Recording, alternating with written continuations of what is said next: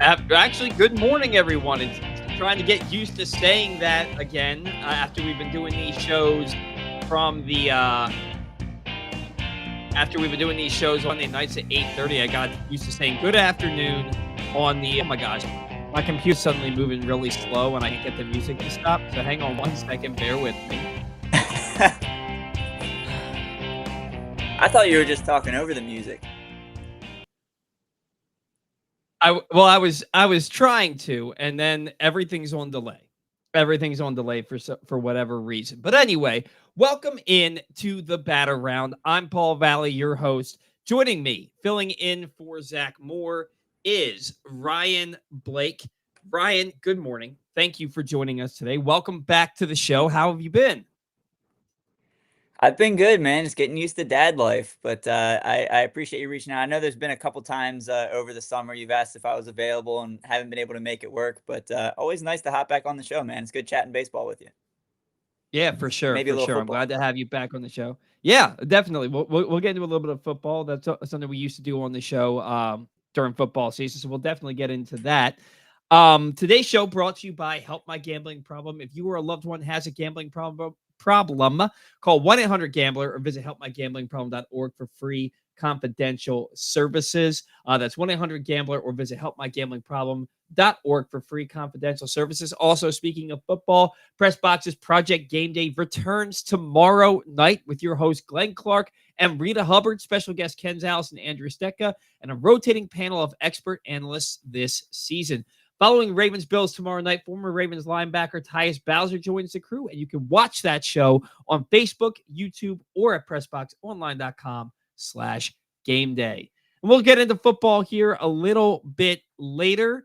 Do want to talk about Dean Kremer. Last night, he goes out against the Dodgers. He's taking on Shohei Ohtani. We know the last couple of starts for Kremer have not gone very well. It seems like he was blaming Basallo for his shortcomings the two starts ago, and then last week he got shelled anyway, even though Basallo wasn't the catcher. And so yeah, it just wasn't looking good for Kremer. Then he comes out last night. I think he struck out 5 in 3 innings. He had no hits. I think maybe one walk in the first 3 innings, and then he doesn't come back out for the fourth. And I've heard that it's forearm tightness, and it's just welcome to the party, pal. Like that's just what it is for the Orioles and their entire team. I think this is now probably going to be their 30th player to go on the IL this year if it's something serious. Hopefully it's nothing too serious, but Kremer leaving the game with forearm tightness last night was looking good against the Dodgers, and he had to be every bit of what his potential is because he was going up against Shohei Ohtani, who had a pretty solid night himself last night. Talk to me a little bit about Dean Kremer, though, Ryan. What you saw from him last night. Were you at the game last night? I feel like that was a game you'd be at. I was not. I had tickets, but had a little family crab feast last hurrah of the summer.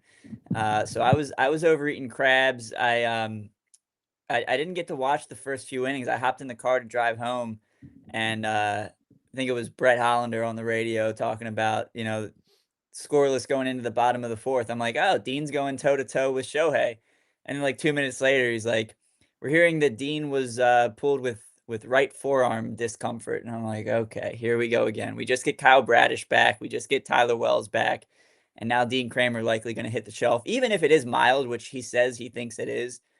I say shut him down. If you're at a point where rest is going to be best for him, it's a lost season. Let the guy recover, be in tip-top shape for spring training. I don't think you need to try to force it, even if it is mild. Right. But the story of Kramer's season has been he's either really good or really bad. It seems like he's going to come out and he's either going to give up 5 runs in 4 innings or he's going to go 7, maybe give up 1 earned run. It feels like that's been the story for him. He was really good throughout the summer. He got through April, which is historically his worst month, and was very good for a big chunk of the summer. Started to falter a little bit lately. You hate to see him go on the shelf, especially with all the injuries the Orioles have dealt with throughout the year. Another one just adds to the tally, and it sucks. Dean's been, there's a lot of discourse around Dean Kremer. A lot of Orioles fans don't seem to think he's very good, and you can make that argument, but he's a guy I like to have as a number 5 starter on my team. He's a dog, he plays with energy, and, yeah, it sucks. You hope it's something mild, something that doesn't require any surgery, but, hopefully he's For alright. sure. Yeah, it's funny because when he's really good, he's really Yeah, good. And when he's bad, he's really bad. And the last 2 starts were really bad, but then he goes out and Zach and I have talked about this on the show at length multiple times, how Dean seems to step his game up against the good teams. yeah, Whenever he faces the good teams, he goes out there and he just absolutely shoves. And it looks like that was what he was on track to do again last night until he had to leave the game with the forearm issue. And then against the teams that are lesser than, he goes out there and he tends to get shelled, although his last bad start, I believe, was against San Francisco, I think maybe? Was it, so. Uh, Houston or Boston? It was against that's right, Boston. yeah. Yeah, the Orioles got swept by Boston, and he was bad, against them, and they're a good Everyone was team. bad against them. Um Yeah, I mean, and it's crazy, man, because as soon as the national media started paying attention to just how good the Orioles pitching had been since mid-July, the wheels completely fell off. The only starter that gave them anything was Trevor Rogers, who, by the way, American League Pitcher of the Month for the month of August. So kudos to him. But yeah, Dean Kremer, like you said, if he says even if he says he believes it's mild and it's no big thing, does he need to pitch again the rest of this year? He's given you 27 starts. He's given you about 160 innings. He's done his job. There's a lot of pitchers on this team that have not done their job, but he is not one of them. He's done his job. Take the rest of the season off. Get healthy over the off season. Come back in spring training looking like you're ready to go. Because I mean, Ryan, it's the Orioles are going to be full bore going forward again next year, and they're going to need Dean Kremer, who when that's as good of a number 5 starter as you're going to find in the game, because when he's at his best, he's a Yeah, number 2. And when he's at his worst, he's a number 5, and that's your number 5 starter. So the Orioles are gonna need him next year. We'll get into the rotation a little bit later on in the show today, but hopefully it's nothing too serious. Hopefully it's nothing with the UCL or anything like that with Dean. He can get a little rest and rehab and come back strong. Hopefully next season. I don't need to see him pitch again for the Baltimore Orioles. If you want to give Albert Suarez some spot starts or go back to a 5-man rotation to close out the rest of the season, I think that's what you should do and just not risk anything major when it comes to mhm. Kremer. Do want to talk about Samuel Basallo. We don't really want to bury the lead here, right? Basallo comes up in the 9th inning, 2 outs, and it's funny, man, because I was waiting to send a tweet, waiting or send an X post. I was waiting to post something last night because the Orioles broadcasters did their best to disparage not Trevor Rogers, Tanner Scott last night. They did their best. They were like, the walk rate's as low as it's ever been, but it's, his hard hit rate, his barrel rate, his opponent batting average against, the home runs, everything are career worse. He's not having a great year. He's got 20 saves and 28 opportunities, and the ERA's up, and they're talking. Meanwhile, he strikes out Emmanuel Rivera. Then he strikes out Dylan Beavers. And it's just like, man, they are just talking about how bad Tanner Scott's Mm, been this year. And he's got 2 strikes on Basallo. And it's like, and he's going to strike out the side to get to the 10th inning with Shohei Ohtani coming up to lead off the 10th. Like, that's what we're talking about here. And I literally put my head down for a second. I was listening. I had the game on my earbuds. So at the restaurant, I was vacuuming. I literally put my head down for a second, and all of a sudden, Basallo with a drive, and I'm like, yeah, "What?" And it was just, and it wasn't. I love Jeff Arnold. His call did not do that home run justice because it made it seem like um I'm sorry, not Jeff Arnold. My apologies. mhm, Ben Wagner.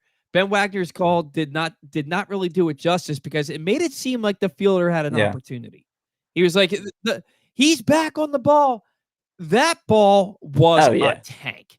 I mean, it was like 20 rows up in right center field.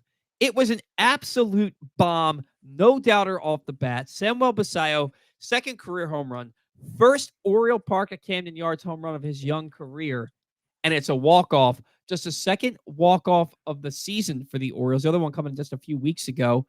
And we're going to talk about it in a little bit.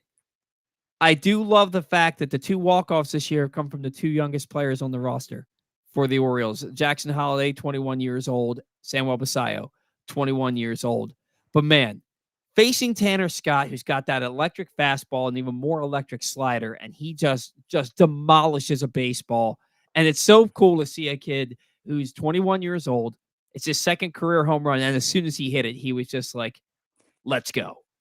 He just knew. There was no, I'm going to hustle this thing out in case. He's like, no, that ball's gone, and I'm going to admire it. I'm going to pump my team up, showing to be a team leader at this very young age. Your thoughts on the Basallo walk? Yeah, it was shades of Santander to right, Santander to right. Yeah.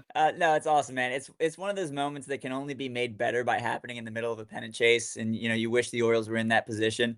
But leave it to this team to play spoiler in the NL West. They come out and sweep the San Diego Padres in San Diego, and now they take the first one against the Dodgers. Really cool to see. It's the kind of thing that sparks some momentum. And for guys like Holliday and Basallo at 21 years old to be able to come through in those situations, especially Basallo against a tough left-handed pitcher. I know his numbers haven't been great this year, but Tanner Scott's a hard guy to hit against left on left, and Basallo was able to get a two-strike pitch out over the plate, and like you said, just absolutely launched it out to right center field. Knew it right off the bat. Everyone in the dugout knew it right off the bat. Just a really cool moment. Exciting for the kid to get his first Camden Yards home run. And, hopefully that's something that carries over. Yeah, I was of the opinion, when we were looking at Dylan Beavers and Samuel Basallo, I'm so tired of the service time thing. The incentives for keeping guys down or bringing them up at any specific point, like, I don't put your best team on the field.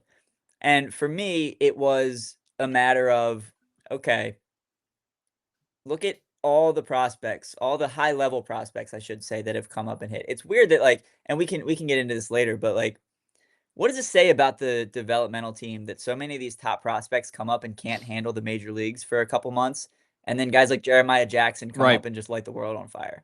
It doesn't make sense. But Right. anyway, I digress. Um, No, but yeah, it's a fair point. I'll let you digress, but it's a fair point because it happened with Kowser, it happened with Holiday, it's still happening with Mayo. Basallo's been struggling a little bit, but the you can see the yeah. polish is But there. the But the please reason I continue. bring that up is because, I wanted to see Dylan Beavers a couple months ago. I wanted to see Samuel Basallo a couple months ago when we were rolling out Jacob Stallings and Alex Jackson as our catching duo, our what, Mhm. third and sixth string catchers because of injury. I guess Stallings wasn't even that high on the depth chart, but I was of the opinion, look, this is a lost season. It was June, July. It didn't look like the Orioles were going to stand a chance. Even if they did go on a run, it was an uphill battle. And I was thinking, bring these guys up now. Let them take their lumps in this season so they can come out in 2026 ready to swing it. If you hold them down too long, they're going to come up, they're going to struggle to adjust, then they're going to have an off season, and they're going to have to start the 2026 season fresh when we do think the Orioles are going to have a chance. And, it might take them a couple months to get their feet under them. Beavers looks good so far. Basallo, I think last night is one of those things that's going to spark a little bit of momentum for him, get him a little more comfortable. Mhm. It's a kind of moment that shows that he can handle the major leagues and do it well. And so I hope that's something that, he finishes the year strong. The batting average isn't there, but he's shown a lot of signs of being a really, really good hitter. And hopefully he can build a little momentum in September and carry that over into 2026 as our backup catcher, backup first baseman, regular DH. I don't know what his role is, but I'm excited to see more of him. Yeah. Yeah, I mean, they gave him that 8-year contract Yeah, extension for a reason. Hopefully, that's a sign of things to come for the rest of the young core on this team, so to speak. But, yeah, and who he hit it off of, right? And let's not. I want to be careful about acting like Tanner Scott is a world beater, but I also want to be careful about acting like he's yeah, a slouch, right? He was an all-star last year. He was the most coveted closer at the deadline last year and the most coveted closer in the offseason this past offseason. Tanner Scott, he throws 99, as Ben McDonald said last night. He throws it with ease, right? He throws an easy 99. He's got a devastating slider. The walk rate is down, which was always my big concern with him. Everything else is up, and I think it's just because he's focusing on throwing too many strikes, and just they're ending up in Yeah. the middle of the plate, and he's just getting hammered for it. But Tanner Scott is a good pitcher. He's a good pitcher. He throws hard. We know the bat speed is there for Basallo, but I think it is hugely important that Basallo hit that off of a guy like Tanner Scott, or if he had hit it off of let's say a Mason Miller or a Josh Hader or Yeah. somebody like that, and not off of their version of Sure. Kendrick Enns or or Rico Garcia, who's doing fine for the Orioles, but he's not in the same Right. class yet. It's nice to see Basallo do that off of that kind of a pitcher, just like when we saw last spring training 2024. Jackson Holiday hit a double off of Yeah. Raisel Iglesias against for the Braves, and I thought that was just such a big moment for him. Even though it's a spring training game and they're just working on things and everything like that, but to get that kind of a hit where he slammed it into the gap for a double, to get that kind of a hit off of a proven closer like Iglesias, it builds confidence for a young player. Now we know how the season started and how the season ended for Jackson last year. Better year this year. But getting those hits off of those kinds of pitchers, it only bodes well for the future and for their confidence moving forward the rest of this season. Now, speaking of Holiday is having himself a nice run here. Only 47 walks on the season, but his approach has changed. His approach has changed over the last, 8 games or so. His last 8 games, he's slashing 567, 513, 633 with an 1146 OPS. He's got 3 doubles, a triple, and a home run amongst those 11 hits. And 3 stolen bases, only 1 caught stealing. Still needs to learn how to slide. The thing that stands out to me for the season, 47 walks to 125 strikeouts. But over those last 8 games, 9 walks to just 5 strikeouts. To me, the approach is changing. I had such a huge problem with, and I posted about this on social media last week, or the week before. Adley Rutschman and Jackson Holiday in their minor league careers, and for Rutschman going back to college, prolific at getting on base. Prolific. And they would have equal walk to strikeout ratio. In Adley's case, he walked more than he struck out most of the time. Jackson was walking 100 times and striking out 100 times in the minor leagues. Like he was that dude. He just knew how to get on base. And then he gets to the major leagues and they change his approach and they're telling him, look, this is a different animal. When you see your pitch, give it a hack. You've got to be aggressive. Well, I think he took that too much to heart and became overly aggressive. And he just wasn't seeing any pitches. How many first pitch outs is he making as a leadoff hitter? How many times is he not getting deep into counts? And then suddenly, now you see that eye coming back. You see that approach getting back to where we saw him in the minor leagues, where he's taking what's given to him. He's waiting for his pitch. And if he doesn't get it, okay, I'll take a walk. That's the most important thing, in my opinion, for Holiday is those 9 walks over those last 8 games and just the 5 strikeouts. It shows me that the game's slowing down for him and he's waiting for things to come to him. Yeah, and you look at what Holiday's done over the course of the year, and the numbers are nothing spectacular, but you got to remember the kid's 21 years old. He's tied with Gunnar Henderson for the team lead in home runs. Now, does that say more about the kind of season Gunnar Henderson has had? Does it say more about the fact that Jordan Westberg has been injured for a good chunk of the season? Maybe, but Holiday finished. He's got 16 homers and 15 stolen bases on the year right now. If he finishes strong, he's got a shot at 2020. It might be a dark shot, but it's a shot nonetheless. And yeah, you look at the approach and those guys in particular, thinking about Adley Rutschman, I would so much rather Adley be the type of hitter he was in college in the minor leagues, where Yeah. maybe he's hitting 15 homers a year, but his on base percentage is in the 365 to 380 range. I would so much rather that than him trying to hit 25 homers and have a 320, 330 on base percentage. That's the kind of guy you expect Adley Rutschman to be, and that's the kind of guy the Orioles need in their lineup. And in Holiday's Right. case, he's only going to get better. Obviously, he had a very difficult start to his big league career, but he's also shown kind of the same with Basallo. He's shown in certain situations that he can handle it. And I really think the sky's the limit for Jackson Holiday. Again, you can look at the numbers over the course of the year, 248 batting average, 707 on base. There's nothing flashy there, right? But he's a solid ball player, and he's only going to get better as he gets more experience and more age, more years under his belt. So, exciting to see him. I hope he's able to show enough that he can stick as the leadoff hitter. And these last couple weeks, he certainly has. I just hope that's something that he's able to carry over. Yeah, and it leads to, I mean, it's a wildly important offseason for the Orioles. And look, everybody's saying that. We all know what they need to do this offseason. Whether they'll do it, we'll talk about that also. But we know what they need to do. But one of the main things that they have to do is they've got to hire a new. It can't be Mansolino. The new manager cannot be. It cannot be Tony Mansolino. Like, look, they've played over 500 since he took over, but he can't be the guy going forward. You've got to bring in a proven manager, and whether that's Skip Schumacher, whether that's David Ross, whether it's Buck Showalter, or whether it's a new guy who has had the major league experience on a coaching staff for a while and now it's his time, like a Ryan Flaherty, or heard rumblings about Buck Britton. Whether it's any of those guys, it's got to be somebody that can lead this team moving forward and can have his finger on the pulse of the team. And with that has to come a new coaching staff. It just absolutely does. Cody Ashe, what's his name? Sherman Johnson, And Tommy Joseph. Tommy Joseph. Sorry guys, thanks for your service. You got to go. You got to go.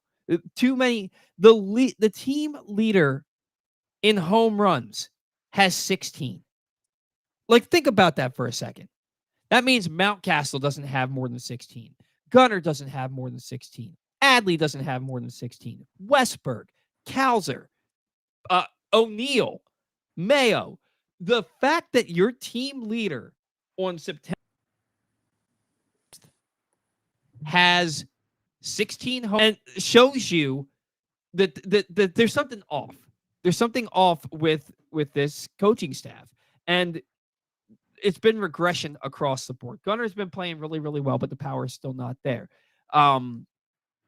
So you've got to bring in a whole new coaching staff. I think this team needs an entire overhaul. The defense has been putrid at times, which is funny because last year I think Gunner led all AL shortstops in errors, and this year he's like the best fielding the best defensive shortstop in baseball since June 8th. Hasn't made an error since June 8th. Some of them could have been errors, but they didn't give him an error. He's been absolutely phenomenal. He has taken such a huge step forward at shortstop, defensively. But there's just fundamentals that are lacking on this team. Too many mistakes, especially at this point in the season, to think that this coaching staff can stick around. I think you've got to bring in a new manager. You've got to let him bring in his own coaching staff.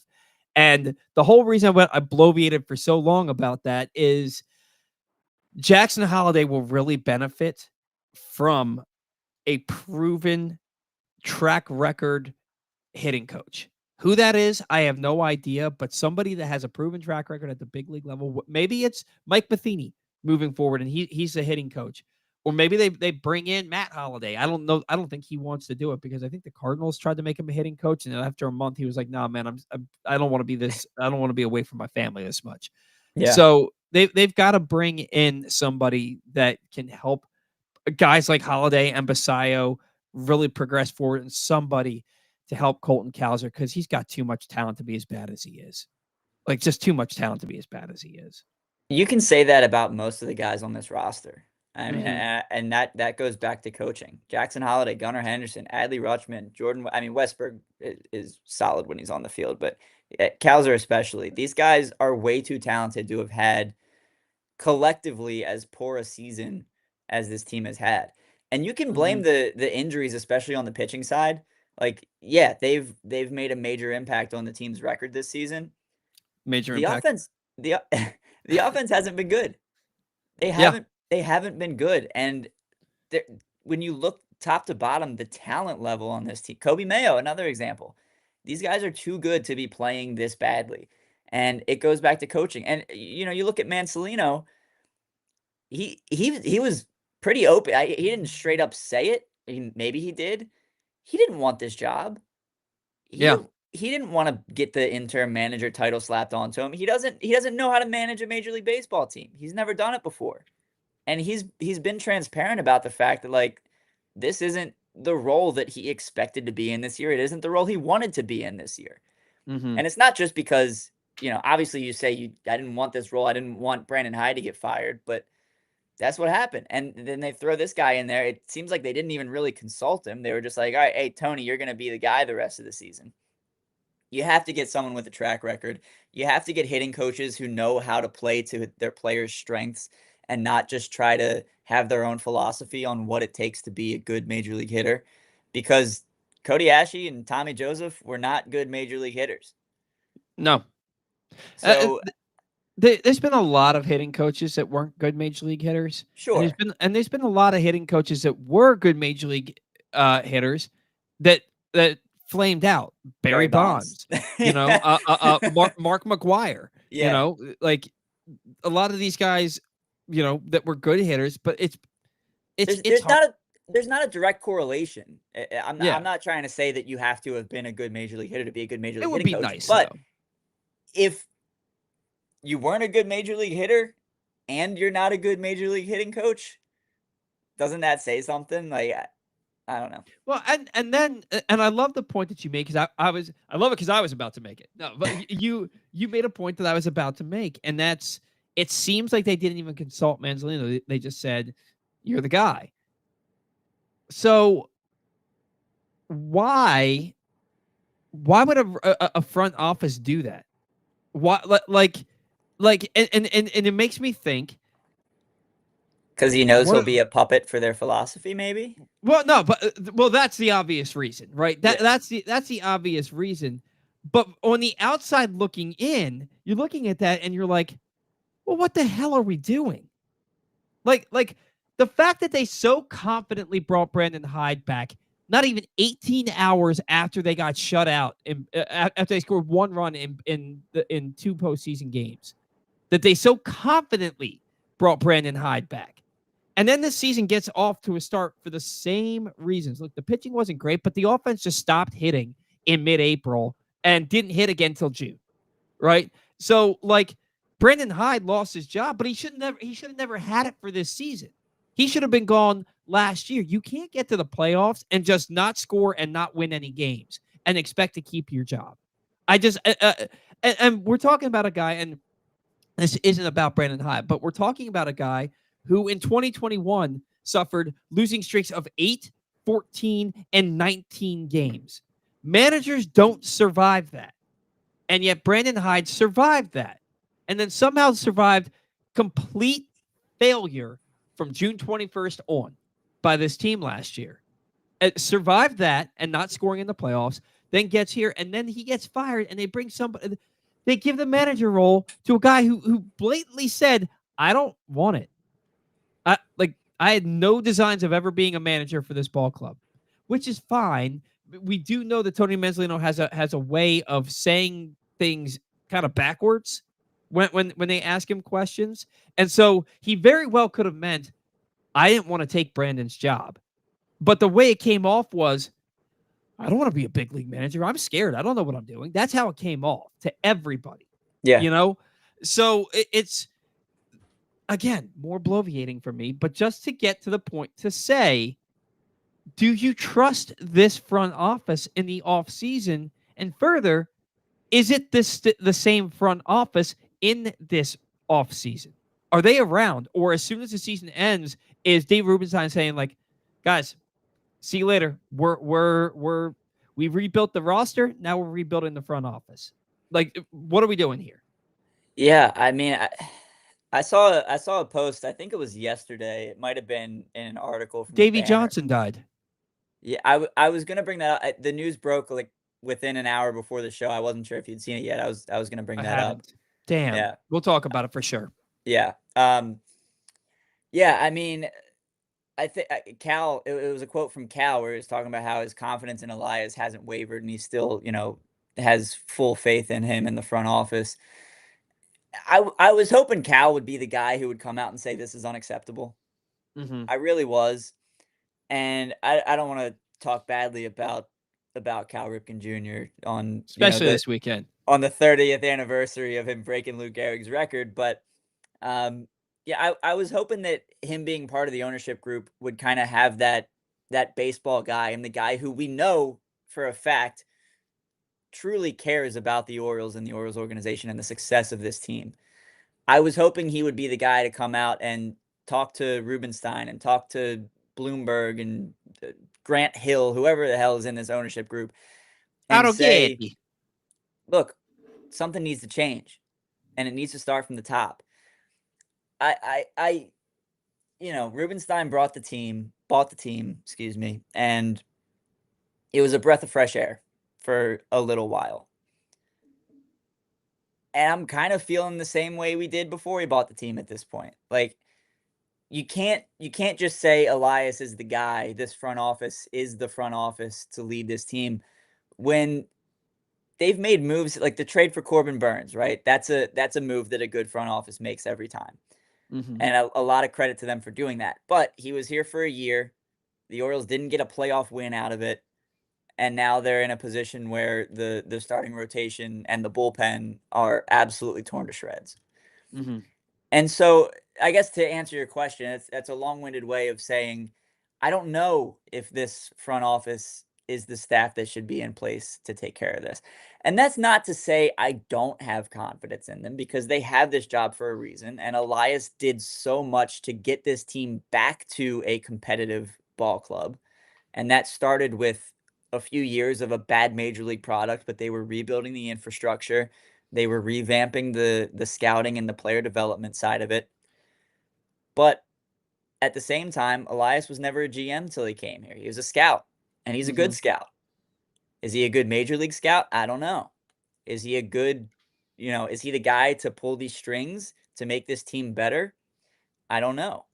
And to his credit, he's brought along the Samuel Basallos and the Jackson Holidays and the Adley Rutschmans and the Gunnar Hendersons. But something's got to get, and we can't fall back into an area of complacency where it's like, all right, we're going to try to be a winning team. No, we want to win. You ask any Orioles fan, what do you want to see from this team? They want to see a World Series win. Hmm. They don't want to see a one and done in the playoffs. We want to see them get to a World Series. Yeah. Hopefully they win, but get back to one. They haven't won a playoff game since 2014. Right. That's 11 years, and they're not going to Yeah. win one this year. It's going to be 12 going into next year. Hmm. Something's got to give. And yeah, it's a hugely important offseason for this team and for this front office. They have to show that their intention is to win a World Series. Hmm. And I haven't seen, aside from the Corbin Burns trade, I haven't seen that. Yeah. Well, and about Cal and the quote that he made about how his faith hasn't wavered in Elias, that's PR, I mean, right? yeah, yeah, That's PR. He's not going to come out and disparage the man, and maybe his confidence hasn't wavered in Elias. That could be face value is what's beneath the surface too, but he's not going to come out and just straight say this guy he didn't do his job and blah blah blah. He's not going to do that. right, And I don't doubt that they've all said in these meetings behind closed doors that we're not privy to, this is not acceptable. sure, This is not acceptable, and every single person has to be better. Just like I'm sure Elias said to Brandon Hyde last year after that playoff loss, this is not acceptable. I'm sure he had that conversation. It was like, look, man, this has got to get this has got to get better. But nobody was having that conversation with Elias last year. It certainly wasn't Rubenstein. He was like a baby learning to walk, you yeah, know? So nobody had that conversation with Elias, and he went out and handled the offseason the way that he did. And now that conversation's probably been had, right? It's probably been had multiple times. He did a great job at the deadline. He absolutely did it. He knocked it out of the park in the draft. Did a great job at the deadline. That trade that we hated with Trevor Rogers and Kyle Stowers and Connor Norby last year looks like a steal at this point. I mean, Stowers has had a good year, but he's been hurt for about a month now. Yeah. But I mean, if Trevor Rogers just won an AL Pitcher of the Year, I mean, a Pitcher of the Month for August, and if he had been starting all season, he's a front runner for Cy Young. Oh yeah. He's been better than Scooble. He's been better than Skeens. He's been better than Crochet. Like you can't argue that. He's been the best pitcher in baseball since the end of May. Yeah, that's just who he's been. But then there's another issue that he had to go to work with somebody in the offseason at the urging of his pitching coach in Miami, not Baltimore, to figure out that his strength was well below major league average. Like, why didn't the Orioles figure that out? Same reason that the Orioles didn't figure out that Jackson Holliday's swing needed some revamping, and his own father is the one who helped him. The same reason that Tomo Sugano was tipping pitches or whatever was wrong mechanically, and he went to his pitching coach from Japan, and they fixed the issue, and he looked good for another month or so after that. Same thing.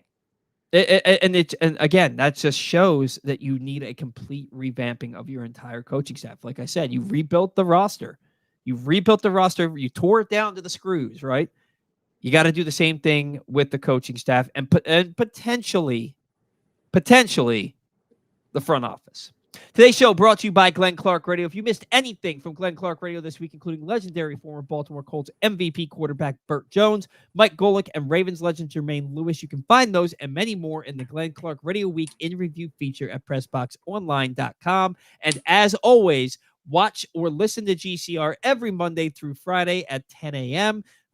at PressBoxOnline.com/radio or right here on PressBox's Facebook and YouTube pages. Also want to remind you to check out County Sports Zone. High school sports season is officially underway in Maryland, and all year long you can find scores, schedules, and updates for every sport and every school all throughout the state at countysports.zone. Countysports.zone is proudly sponsored by your local Toyota dealer and buyatoyota.com. All right, so despite the shortcomings of this season, the Orioles have at times looked like one of the best teams in baseball. And right now is one of those times. And it is very frustrating to see what this team is capable of, because you watch them go out and take, 5 of 7 against the Mariners and the Astros.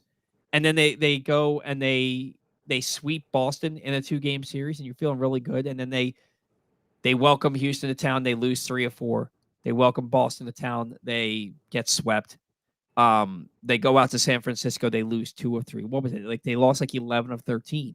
Something like that. I know it was 7 of 8, and then it just, Like they had this great stretch, and then where they won 7 of 9. Then they lose 11 of 13. And now all of a sudden they go to San Diego, a hot team.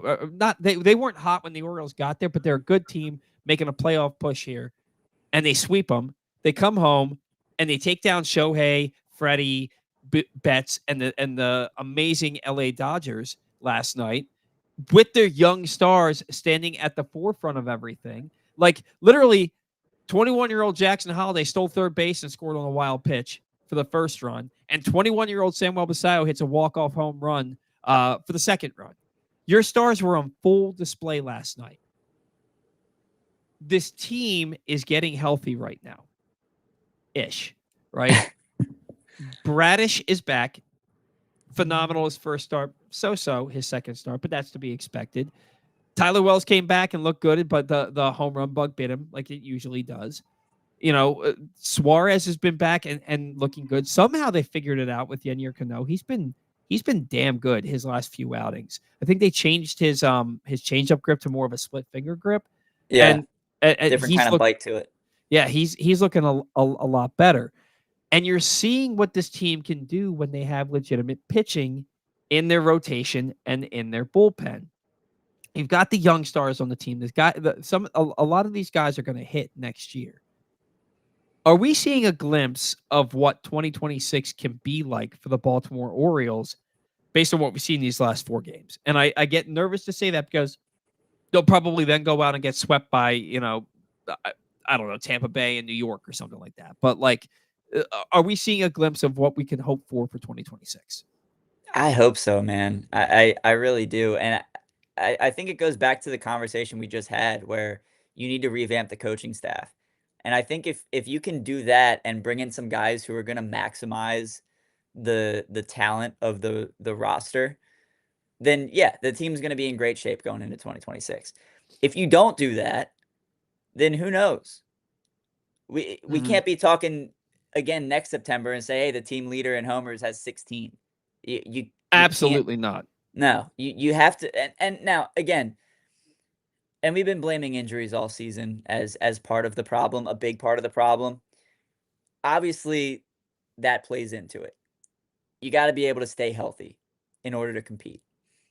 And I think that's going to be the X factor. If you're going to get a full season of Kyle Bradish and you're going to get a full season of Tyler Wells, and I'm not even going to hope for this, but let's say you get 100 innings or even 80 innings out of Grayson Rodriguez, then your pitching staff is going to be in at least half decent shape.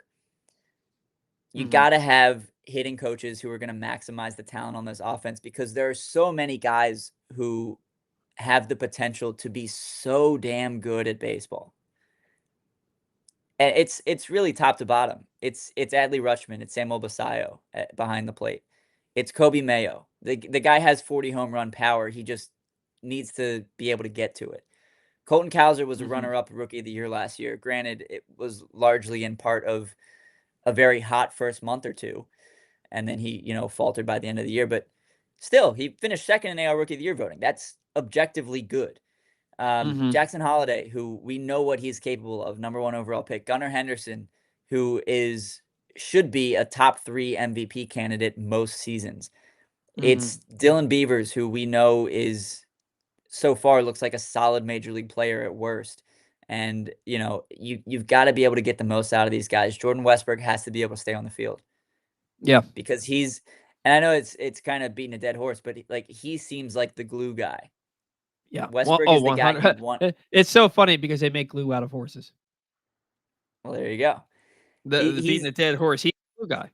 he's got to be in the lineup. You need to get 120 games at minimum out of Jordan Westberg because he's going to produce in those 120 games. Hmm. So do I I? think you got to get 145 to 150 games out of Westberg. And the thing with Ideally, Westberg, yeah. and not to cut you off, but I forgot to talk about this earlier, and I do want to get it in about Westberg. He's starting to get the reputation of being injury prone. And it reminds me of Anthony Santander at the beginning of his career, where 2019, hot hitter, got ice cold in August and in September, and then ended the season on the IL. 2020 was MVP front runner the first 30 games, and then ended the season on the IL. And then he went out there and really made it a point to revamp his body, to change his workout regimen, and get it to the point where he was playing 150 games every year, 2021 through 2024. Westberg has to do the same thing. He Yeah. he is too good, and there it's something like the Orioles winning percentage is like 611 when he's on the field, and like 427 when he's off the field. Like he has got to figure out how to keep his body in shape to make it through a major league season. Yeah, I mean that's really the point I was getting at is like it and I kind of hate saying like there's a lot of ifs, but there are a lot of ifs. Mhm. But if you can maximize the talent on this roster, then yeah, the Orioles are in a fantastic spot going into 2026. But you also have to supplement that with guys with track records, both on the coaching staff and on the roster, so that you've got the depth required where if a couple guys go down for an extended period, you've got guys who can step up to the plate and be the next man up, whether it's a Jeremiah Jackson in a utility role or someone that they bring in free agency, or Alex Jackson as a backup catcher in a pinch. I don't know if you're carrying 3 catchers with Basayo's ability I to think play you first have base. to. I think you have to as well. I mean, even Alex Jackson, he's been. I mean, he's not great, but he's a backup catcher. He's been a solid backup catcher. Mhm. And so, I think if you supplement the guys who are currently on the roster with some proven talent, you bring in some coaches who are going to be able to get the most out of their players, and you're able to stay healthy, much healthier than you were in 2025, Yeah, like, it's a good team. They just won the division back-to-back seasons. Like, they're gonna be alright if a lot of things go right, you know? Well, they didn't win the division last year. The Yankees did, That's right, yeah. but they made the Back-to-back playoffs back to back back-to-back playoff seasons years, 101 wins, 91 wins the next year. We know what the team's capable of. It's no for sure, secret. And for sure. I really do think that 2025 is just kind of a flash in the pan where it's, an anomaly of a season where they were bit by the injury bug, they underperformed. I think things are gonna come together. I really do. So from 1961, I believe, until 1980 through 1985, the Orioles had one losing season. Do you know what year that was? From 61 to 85, Through 85, they had one losing season. I wanna say it was, like, 74? Mm-mm. 1967, the year after they won their first World Series. Mm, They posted their first losing season in 1967, and then 1968. I just finished. I knew it before I read the book, but I just finished reading the Last Manager, the Earl Weaver biography, and it's what got the under 500 season 67 and the slow start to 68 is what got Earl Weaver the gig as the Orioles manager. Um, the team wins 101 games in 2023. They win 91 games, get back to the postseason in 2024. 2025, it's like, all right, these guys are going to be hungry. We've got some young players who are going to be even better this year. Everybody's going to take a step forward. Let's get out there. And then they completely fall flat on their faces. And it is, and Rob Long keeps saying it on the Big Bad Morning Show. And it's more than just the injuries. But we can't have the conversation if you say, aside from the injuries, why are the Orioles? Well, you can't say that. right. You can because if Kremer goes on the IL, that's 30 players on the IL for your team this year. Your roster's 26 players. You've had 30 on the IL. Like we can't. And when in the few times that everybody's been healthy in the lineup, they've won. Yeah. So like it's not, this big revelation to suggest if the Orioles are healthy next year, they're going to be one of the best teams in baseball again because they've proven that they are when they are sparingly healthy this year. Um, but yeah, it's a big thing moving into next year that this team has got to stay healthy. They've got to supplement this roster. This offseason cannot go the way last offseason went. It Right. cannot. You cannot be at the winter meetings, and I will never not be furious about this, seeing Mike Elias giddy over the signings of Tyler O'Neill and Gary Sanchez. Like, what world do you live in, man? Where that's what you're getting on TV bragging about. Yeah. Like, that can't be. And the thing about this front office regime and ownership regime that has not changed to this point from the last regime is that they don't spend the money on the right players. Right? Like you spent money on Albert Bell, who was the right player, and then he was done after 2 years. He had to retire because of the hip issue. You spent a ton of money on Scott Erickson, who pitched like a 5.5 ERA after signing that contract. You spent all this money on Brian Roberts, and he played like 30% of the games that he should have played over a 4-year contract. You spent all this money on Chris Davis, who became the worst hitter in baseball history, frankly, Yeah. after he signed that contract. It's not that they don't spend the money. It's that they have continuously spent it on the wrong players. You went out and you spent all that money on and not all that money, but you went out and you spent a good bit of money on Tyler O'Neill and Gary Sanchez and, no offense, Ryan O'Hearn. And you spent, I mean, an $8.5 million option for Ryan O'Hearn, but you're not willing to give Danny Coulomb $4 million. That's an issue to me, right? Yeah. You spent all of this money on Charlie Morton, who loved Charlie Morton, and he really endeared himself to me with his thoughtful press conferences when he was really bad. He Yeah. was terrible. He had no business being on a major league roster if his name wasn't Charlie Morton. And you gave him 15 million. You gave an unproven guy from Japan who was a 35-year-old rookie 15 million. It's not that they aren't willing to spend the money; they're spending it on the wrong players, and they've got to go out and they've got to spend the money on the right players this offseason. So, with that in mind, Ryan, if Ryan Blake is running the Orioles and he's realistically doing it, because we can say, oh, go get Kyle Tucker and go get Framber Valdez, and maybe that is realistic. Who are you picking up to supplement this roster this offseason? If you had asked me 2 weeks ago, I would have said Framber Valdez absolutely would be a good addition to the rotation. Maybe he would be. The stunt he pulled the other night I thought the where same thing. he crossed up his catcher, I don't want that guy on my team. Yeah. You call for a breaking ball and then you throw a fastball at your catcher's chest, and there's no not apologeticness? That's not a word. Threw it But and just turned around like that's what you get. yeah, because you're just giving up a grand slam. Dude, don't hang one over the middle of the plate, especially when your catcher's telling you, "No, I don't like this pitch called back off the mound." And then you're like, "Nope, I'm throwing this anyway." You give up a grand slam, and then you're gonna throw a 93-mile-an-hour fastball at his chest when he's expecting a breaking ball. I don't know, man. Um, that just turned me off of him completely. I know he's a damn good pitcher, but like you can't. It's no. Um, so with that in mind, I haven't really had a chance to think about like, all right, which starting pitcher or starting pitchers do I want instead of him? Um, so I'm gonna. I mean, it's no secret they need to go get a good number two starter.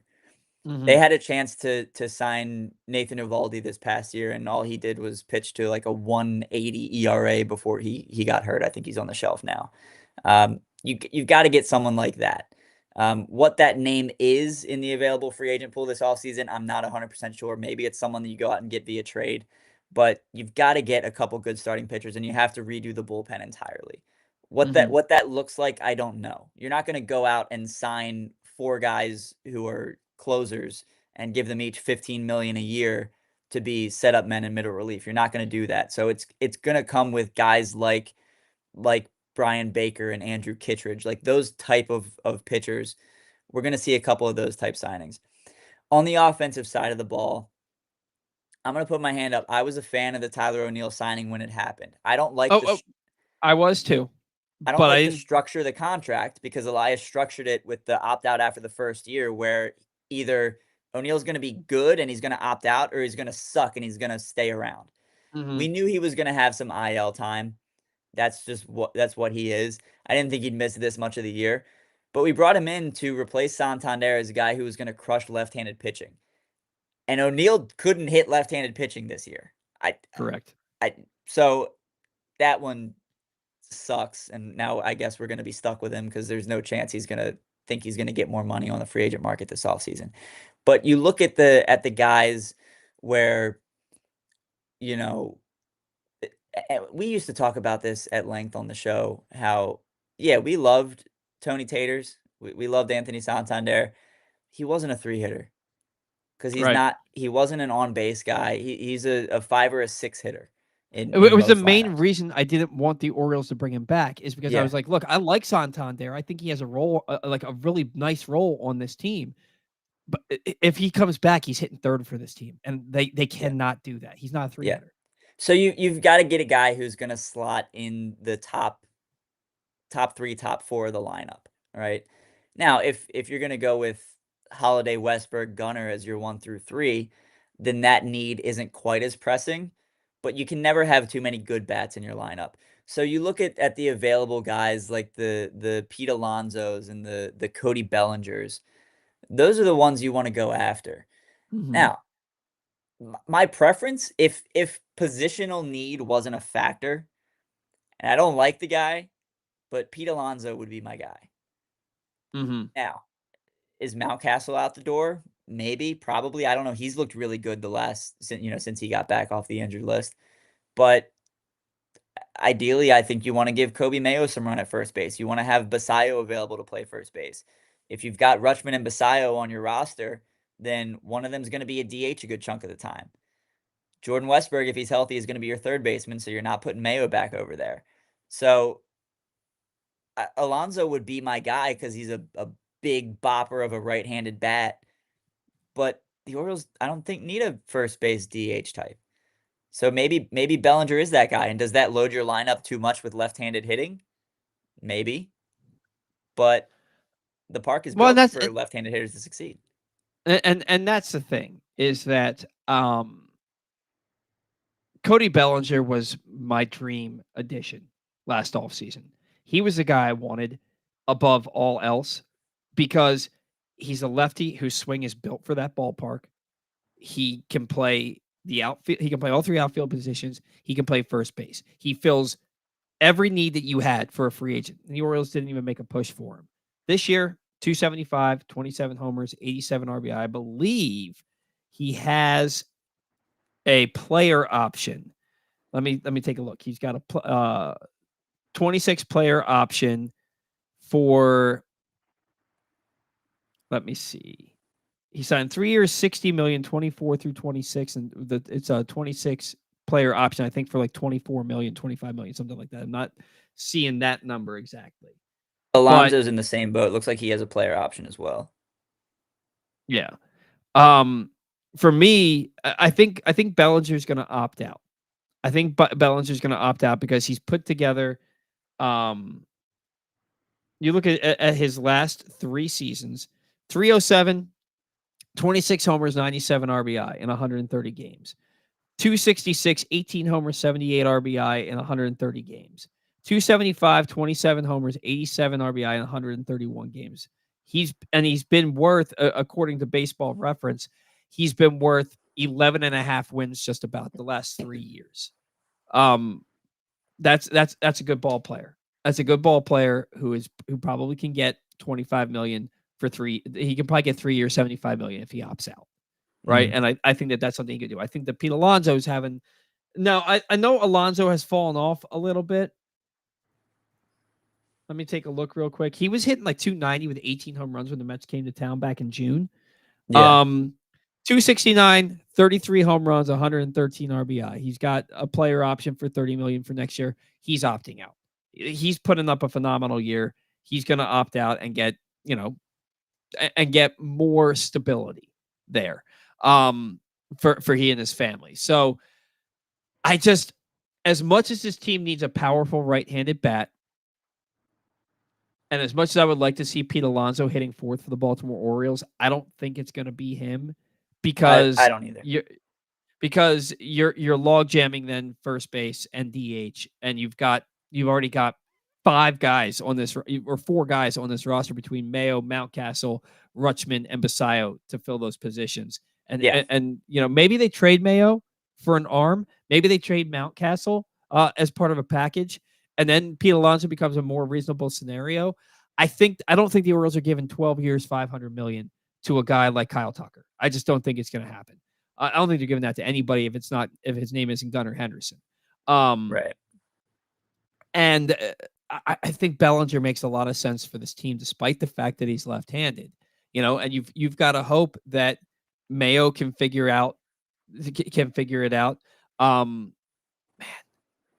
look at it though. I mean, you could on any given day, Holiday at second, Gunnar at short, Bellinger at first base or in the outfield, Kalzer, Beavers, Basallo. Off the top of my head, that's 6 left-handed bats that they're probably playing every single day. That's what I'm saying. Jeremiah, Is like, like and is it going to be the same trend where a soft toss and lefty takes them out? And it's like, all right, Orioles don't have a great shot today because the and lineup's so stacked with lefties. they've gotta sign a guy who can hit both. If it's a left-handed hitter, but he can hit both, like a Kyle Tucker, cool. Yeah. Let's do it. What is Let me look up what Bellinger does against left-handed pitching. You'll get Trent Grisham and like it, Paul. I have no desire for Trent Grisham. How that dude has 30 home runs this year, he's terrible. Like I'm a firm believer that he's terrible, and he somehow has 30 home. What's he hitting, like 218? Something like that. I'm sure He's got to be hitting like 218. I'll check on it. Let's see. Bellinger against left hitting 368. 368 for Cody Bellinger against left-handed pitching. That's against right-handed pitching. He's hitting 243, but he's got a 754 OPS and 20 of his 27 home runs. like Cody Bellinger is screaming, Orioles sign me. And I gotta be honest, I won't hate it. I won't hate it if No. and when that does happen. I will not hate that. As far as starting pitching is concerned, I maybe Framber, however you say his name. I'd rather maybe, but I'd love to see him bring in like a Pablo Lopez, trade for a Pablo Lopez, and bring a guy in like that, or go get Sonny Gray to be a veteran number two on on this team. Because that you're going to have Bradish and Trevor Rogers to start the year, and you've got potentially two aces at the top of your rotation right there. If Grayson is healthy, and it's a huge if, I know that. But if Grayson is healthy, that's a really solid number three for you. I think they're going to bring Eflin back. Kremer's going to be back. Um, you know, Do you go out and they try to get like a name that popped into my head is Zach Gallen, a guy who has a track record of being very good, but he's had a not a good season this year. Do you try to yeah. get him on a little bit of a discount after a rough year and hope for a bounce back and hope that he's going to be your number 3? Is that a move you make? Um, I mean, the ERA's come down. It was up. It was well above 5 for most of the year. It's down to 4.77. Okay, so he's His been better last three lately. starts, he's gone 6 innings. He's given up 1 run over those 3 starts. Yeah, Oh he's wow. been better lately. Last I checked, Um, he was at like 5'11", I think, and I feel like that was like a week ago. So maybe he's just been really good the last couple of weeks. yeah, I mean, he's in his last 3 starts, he's pitched 18 innings. He's given up 1 run. Yeah, I mean, you'll take that. So that'll do wonders for the ERA. Let's check his game And for log. I mean, his market too. he was at 560 after his July 27th start. We went 6 innings and gave up 4 runs. In his last 7 starts since then, his last 7 starts, he's gone 41 innings pitched, and he's pitched to a 2.20 ERA with 33 strikeouts to 10 walks. That'll play. So yeah, he's had a nice bounce back. Yeah, I'd go out and get Zach Gallen. You can probably get him a little bit cheaper because you look at what he's done over the course of his career. He's been good. But he's really, if I remember correctly, he's only really had one season to me that really ever stuck out as being phenomenal. Yeah, Um, yeah, it 2022. was Yeah, he made 31 starts that year, pitched to a 31. 2.54. Yeah, but and then 34 starts 347, 28 starts 365, 29 starts 477. That's a guy you can probably get for 25 million a Yeah. year. I would imagine 20 to 25 million a year. And maybe, because it'll be his age 30 season, maybe he's looking for a long-term contract, or maybe he's a guy who's looking for a 1 year with an option. And it's a 1 year, give me 1 year, 40 million. Let me prove myself and go back out and test the market. Or maybe it's 3 years, 120 million, something like that. And maybe you can live with something like that. That's a lot of money for Zach Gallen. I think 3 years and 90 million is probably more realistic for a Zach Gallen if you're going to sign him to a short contract. If the PR team has anything to say about it, if they have any input, I'm sure they're salivating at the thought of having a Gallon with the milkman. Oh my God! Get the Do you regret Cal's inviting me Corral back on the featuring show, Bob? gallons. No, man, this has been a great show. I've been having a great time. If you're not having a good time, you're feeling sluggish, unfocused, or not like yourself, it could be low testosterone. At Game Day Men's Health, they specialize in testosterone replacement therapy to help men boost energy, improve mood, and regain confidence. Our treatments, including testosterone cypionate, are safe, natural, and tailored to fit your lifestyle with weekly injections or pellet therapy.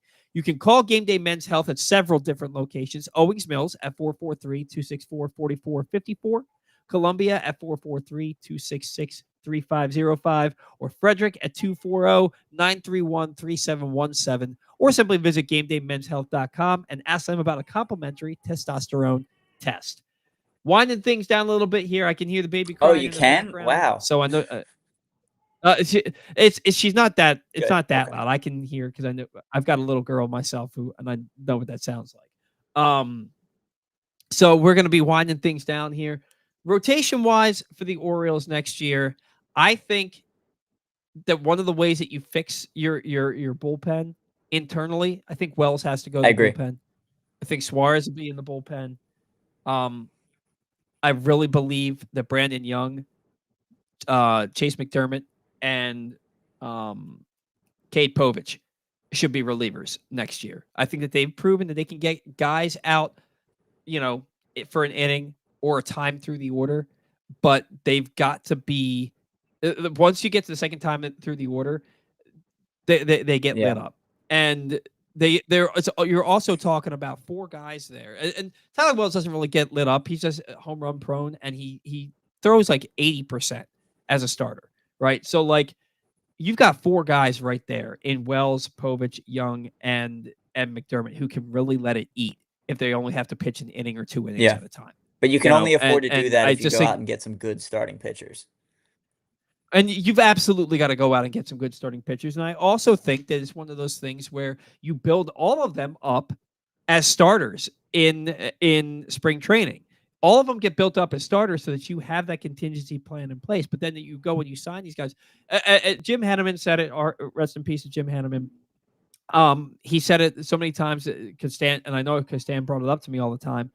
You legitimately need 11, 12 starting pitchers in camp every year. That's Oh what yeah. you need to move forward. But I think that if you go into next season planning on those four guys being in your bullpen, it really means you only have to go out and sign two, maybe three relievers, and really two. I think you really only have to sign two. Then you add some starting pitching, you add a bat, and you get things moving real quick. Your thoughts on Povich, Povich and Brandon Young specifically going to the bullpen next year? Yeah, I like it. I mean, again, it goes back to you need guys who are going to be able to handle the rotation in order to afford putting those in the bullpen. But yeah, I mean, look, the best relievers are failed starters, and I'm not Yep. gonna lie, the Orioles have a handful of guys, Povich, McDermott, Young included, who could fit that bill. And, I'm not ready to call them failed starters yet. All three of them are still very young. But you get them comfortable in a bullpen spot now, give them a couple years to really settle into that role. Yeah, I mean, they all have the stuff to be very good. I mean, we've seen Brandon Young throw an immaculate inning and take a perfect game into the 8th. We've seen Cade Povich come out and Mhm. strike out. I don't know if he's hit 10, but he's had some really good He did. He struck out 10 in 5 innings a few good, starts yeah. ago. McDermott, I know they've started pitching him in relief in AAA, and as far as I'm aware, he's looked pretty solid in that role. So yeah, if you can supplement your bullpen with guys like that who we don't fully trust them in our rotation, but we want them on our major league pitching staff, then yeah, that's a huge plus if they can settle into that kind of role. And I think those guys, you know, the writing's kind of on the wall where, we know what they're capable of, but we're not gonna rely on them as every fifth day type guys. For sure. For sure. I just think I think it makes too much sense to build them up as starters and then, the guys that don't break camp, don't break the team in your starting rotation because you sign guys and guys are healthy, they come up with the team, in the bullpen. I just think it makes too much sense and it saves you from having to go completely rebuild a bullpen with 5, 6 free agent signings. Because if they don't turn those guys into relievers, that's what they're going to have to do, Put Cade right? Povich on, Zach Britton's career arc, I'll be a happy camper. Oh, absolutely. I wouldn't argue with that at all. Anybody on Zach Britton's career arc, I'm good. As far as the bullpen's concerned. Getting this usually, and this is not a knock on you, Ryan. Zach has like 6 different platforms that he ties into this show, so we always have like a ton of viewership because he has a lot of Yeah. followers and like he has all these different platforms. We have less viewers today, You could have asked. which I would've means streamed it on my Twitter. well, I didn't even think about it. I could always stream it on mine, and I don't. No worries. Um, but honestly, I don't know how to, but I can learn. I can Yeah. learn. So I want to get. We actually have a number of comments that we can get to. Usually we have like 250, and Good we can't grief. get to them. Adit says Mike, Sig, and Eve would know Fromber more than most front offices. If they are comfortable with giving him a large contract, I would be as well. And I think there's something to be said for, like the Ravens got a lot of flack from people around here from people in general for drafting Mike Green because of the troubles that he had in college. And but sometimes you got to sign those guys, And now it's not like I don't know.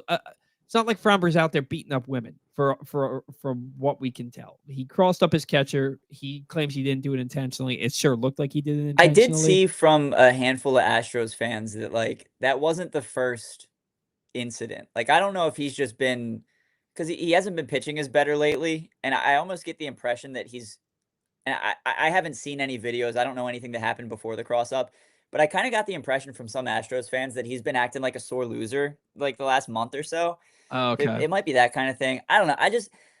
Yeah, he's a damn good pitcher, probably for the most part. But I think makeup is huge. I think clubhouse culture is huge, and I do I too. don't want a guy that Adley and Basallo are gonna hate. You know?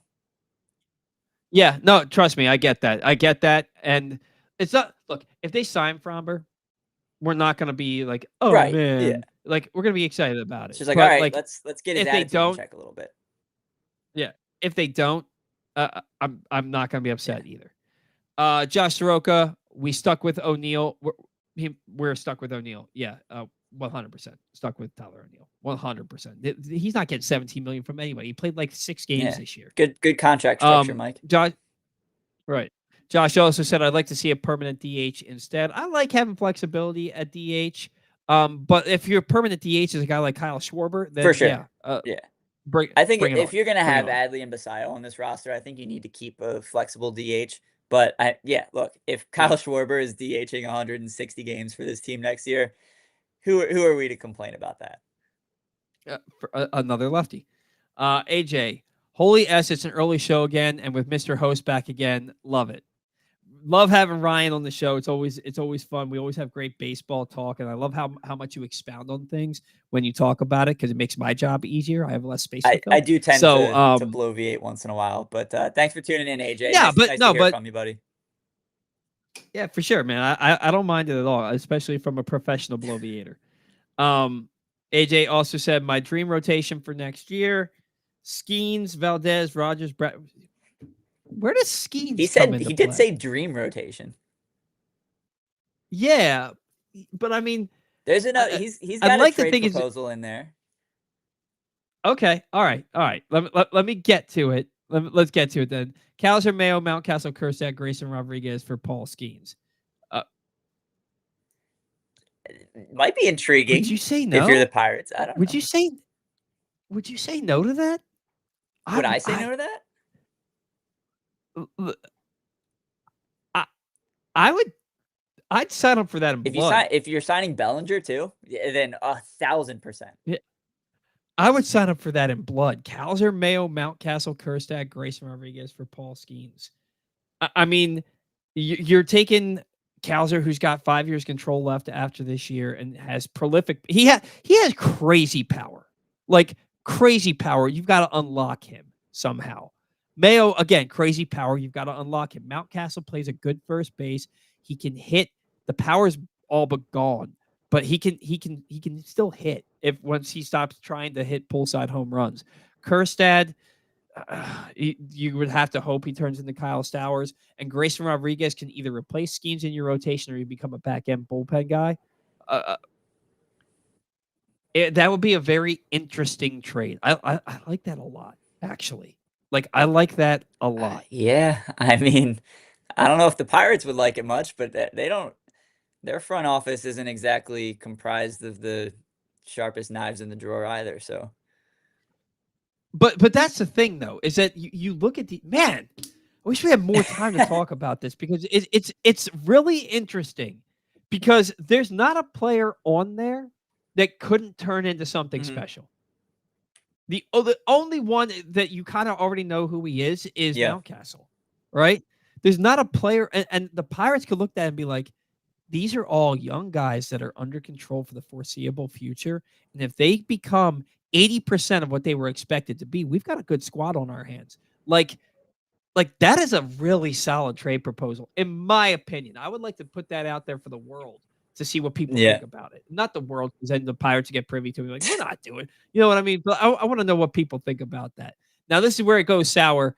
or Brandon Young instead of Grayson Rodriguez. That wouldn't do it. Taking Grayson Rodriguez out of that wouldn't get it done. Wouldn't get it done. AJ, put Zach Britton as a bullpen coach, and maybe Cade Povich becomes the next Zach Britton. Does he?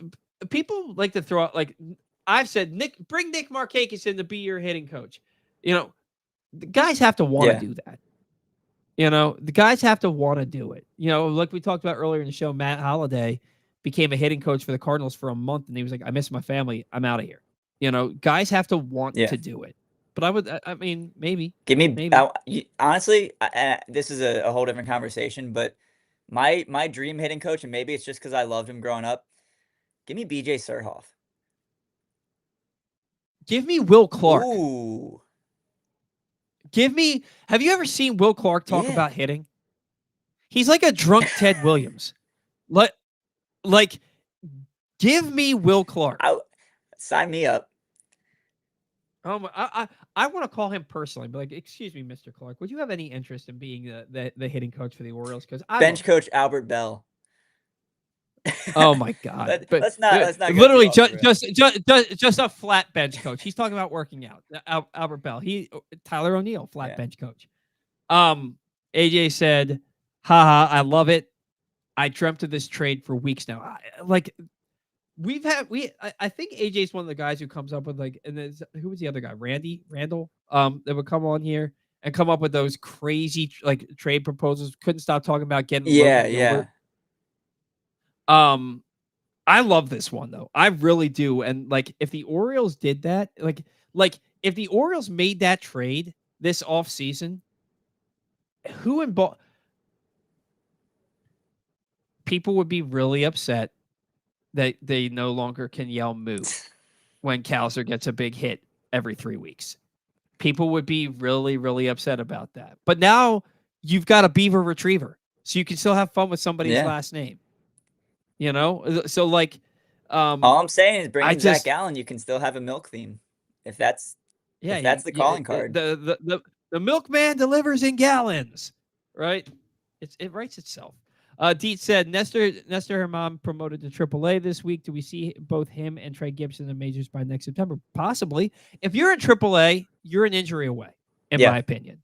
If you are in Bradfield, you'll probably see him as a fourth outfielder at some point for the Orioles next year, or playing significant time because of an injury. Speaking of which, if Mateo's still on this team next year, I'm gonna jump off. Especially with how well Jeremiah Jackson's been playing. Another reliever to keep an eye on. I have one of my best friends is he was a pitcher in college, and he coaches baseball now, coaches pitching specifically. He texted me on Wednesday night. He was at the Bay Sox game. Zane Barnhart was just promoted to Double-A. He said Bay Sox reliever Zane Barnhart, gross, up to 98 with a bleeping frisbee 82 to 84 sweeper. If my buddy tells me a pitcher is good, I believe him. So Zane Barnhart, maybe not next year, but a guy to keep an eye on. I really like Trey Gibson. I'd like to see him get a shot. Nestor Herman, obviously another solid option there at AAA. But like you said, with the state of the pitching staff right now, anybody who's in AAA is an injury away. And I mean, look, there's been a lot said about the lack of pitching depth in the system. I think that's a little bit overblown. There are a lot of guys who I think can be at the very least solid contributors, even if it's just in a middle relief role. Yeah, the Orioles have a lot of intriguing pitching prospects at single, at high A, Double A, and starting to knock on the door at AAA. A lot of intriguing pitching prospects. I'm excited for the future of this team with regards to pitching, and that's the first time I've been able to say that aside from Grayson and Bradish in a long time. For selfish reasons, I really want Blake Money to work out. Yeah, little Johnny Manziel. Yep. Right. All right. There's two more comments. I'm gonna read one, do a live read, and then we'll get to the last one because it'll lead into our talking about football. All right. AJ said, if Schumacher refuses the job, Buck Britton has to be the top candidate for the job. I, for one, would love that. I was listening to Tony Penty a couple weeks ago on 105.7 The Fan when he was doing a segment, and he said that he has heard rumblings that it could be Buck Britton if Elias is still the general manager. And he said that he didn't become the interim manager this year because they didn't think it was fair for him to start his big league career under those Yeah. circumstances. Um, so, and if that's the case, I mean, Buck Britton has won titles with everybody on this roster for the most part, every young player on this roster, and I think they all love him. I would love to see what Buck Britton could do managing this ball club because he already knows these players Yeah. inside and out. I would absolutely love to see. Certainly willing to give it a shot. And maybe he would be fantastic at the job. I'm not saying I'm doubting that by any stretch. My only reservation with making Buck Britton the guy is that he's never been a manager at the big league level before. This is his first year as a Yeah, coach in the big league level. So is he the guy? I don't know. Do I think he has the potential to be the guy? Absolutely. that's the only reason that I think it won't happen. The only reason that I think it wouldn't happen is because it's another first time manager, and they just did that with Yeah. Brandon Hyde. All right. Today's show has been brought to you by the latest edition of Pressbox Print Issue, which is available now. On the cover, Bo Smolka profiles Ravens running back Derrick Henry and how his success after 30 has proved he's a unicorn at the position. Also inside, we profile college football players from the teams all across the state, and you can find the new issue all throughout the region, including in 60 Royal Farm stores, and you can read it all at PressBoxOnline.com. I've been doing 75 hard. And I haven't been able to eat Royal Farms because I'm not allowed to. I miss it so much. It might be my first stop next Saturday when I'm allowed to file. Like I'm literally done. My 75th day is next Friday, which is September 12th. The next day is my birthday, so the timing was perfect, and it's also my brother-in-law's wedding. So like, I might have to sneak in some Royal Farms. I might have to do it. What were you Just gonna real say? quick, because I think we're gonna spend a minute on football, but I don't want to forget Davy Johnson. Yeah. Little bit Thank before you. me, four-time All-Star, longtime Oriole, was a manager for a handful of different teams, including the Nationals right nearby, Orioles in '96 and '97. I not super familiar with him, but I've heard a bunch of stories from my dad. Just real quick, your remembrance of Davy Johnson. Yeah. My favorite Orioles team of all time is the 1997 Baltimore Orioles. That team was the best team in baseball. They went wire to wire. They should have won the World Series. I mean, Mike Mussina that year in the postseason, in the ALCS alone, threw 15 innings, struck out 25, and allowed one run, and they lost both of those games. Like that team was supposed to win the World Series, and they should have. They should have gotten there. They should have won it. And Davey Johnson was the manager of that team. And Davey Johnson is probably my second favorite manager of this since I've been alive, behind Buck Showalter. And like to see that, like it actually hit my heart. I felt it hit my heart when I saw that he passed away. Um, I loved him. I love the fact that you know he stood up to Peter Angelos and really went toe to toe with him. And for me, it's what you would like to see a manager do now with Mike Elias is like, no, man, I'm I'm not. I don't care what your computer says. This is how I'm going to manage this ball club, and that's the type of manager that Davey Johnson was. And um, you know, like you said, four-time All-Star. He had 43 home runs randomly one year with the Braves. It was literally the year out the year that his first year out of Baltimore. He hit 43 home runs with the Braves.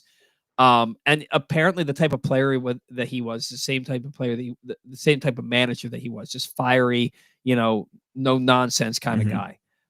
So very, very sad about the loss of Davy Johnson. He was 82 years old, passed away yesterday. Not sure the cause of death. It could be a number of things when you're 82 years old, but he will be sorely missed, and he will always hold a special place in my heart because of those 96 and 97 teams, which were really the first winners I ever saw, which is probably why they stick out to me so Mhm. much. Two-time World Series winner with the Orioles, won it as a manager, or not a manager. Won in '86 He with the won as a Mets, but he manager was in still playing. 86. Was he still playing? No, he He was a was a manager. manager. No, That's he was right. a Yeah, yeah, manager. yeah. Yeah. Yeah. Um, yeah, Davy Johnson. Rest in peace. That's a tough one. That's a hard one for those of us in Yeah. Baltimore who remember. You know, and then want to get to our final comment here. Well, week 1 preview: Ravens win big and most importantly, no injuries from AJ. Um, AJ also said, rest in peace, Davy Johnson and Johnny Oates and Joe Altobelli and Earl Weaver. Yes, four big time managers for the Orioles. Johnny Oates is another really good manager that kind of got a raw deal with some of those rosters that he had. And the strike, the Orioles were a really good team in '94 when the strike hit, and then he got fired. Mount Rushmore of Where Orioles is managers, make it 5 heads, throw Buck Showalter on there, and you got a crew. Yeah, for sure. AJ says, "Go Ravens! Let's go win another ring. Most importantly, this year, stay healthy, and we can't lose even with a dumb head coach."